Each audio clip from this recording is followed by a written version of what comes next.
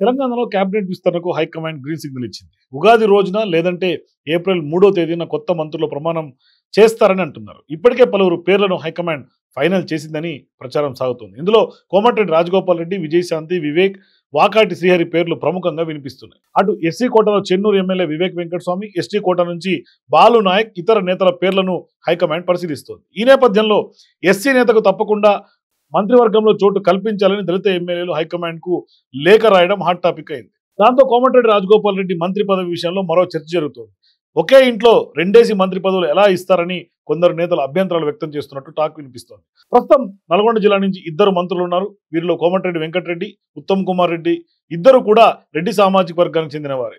ఇప్పుడు రాజగోపాల్ రెడ్డికి మంత్రి పదవి ఇస్తే రెడ్డి సామాజిక వర్గం నుంచి ముగ్గురు మంత్రి పదవులు ఇచ్చినట్లు అవుతుంది.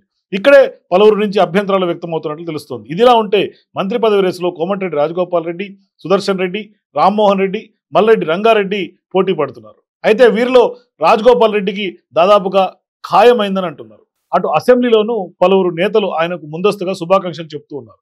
ఇదే సమయంలో తనకు హోంశాఖ పదవి అంటే ఇష్టమని రాజగోపాల్ రెడ్డి తన మనసులో మాటను బయట పెట్టేశారు. కానీ ఇప్పుడు ఆయనకు మంత్రి పదవి విషయంలో ఓ చిక్కుముడి ఏర్పడుతున్నట్లు టాక్ వినిపిస్తోంది. ఇప్పుడున్న పరిస్థితుల్లో రాజగోపాల్ రెడ్డికి మంత్రి పదవి విషయంలో సొంత సామాజిక వర్గం నుంచే తీవ్ర వ్యతిరేకత వస్తుందని అంటున్నారు.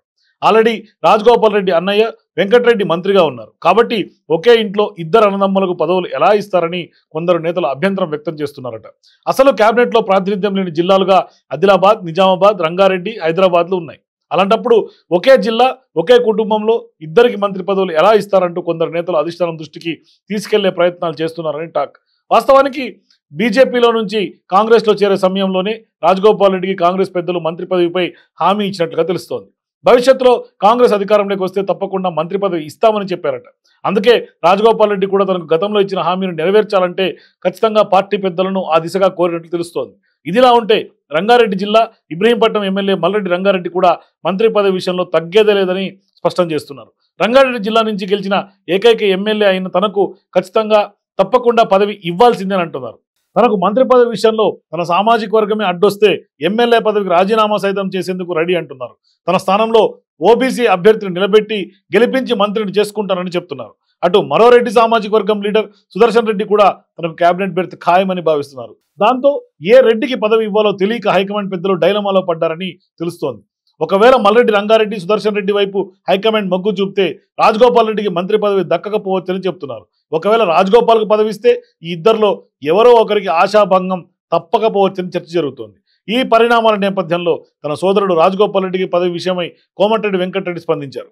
అసెంబ్లీ లాబీలో మాట్లాడిన కోమటిరెడ్డి వెంకటరెడ్డి తమ్ముడికి మంత్రి పదవిపై తనకు ఎలాంటి సమాచారం లేదని చెప్పారు. కొత్త మంత్రుల విషయంలో తనను ఎవరూ సంప్రదించలేదన్నారు. తన తమ్ముడికి మంత్రి పదవి వస్తుందన్న విషయం కూడా తనకు తెలియదన్నారు కోమటిరెడ్డి వెంకటరెడ్డి.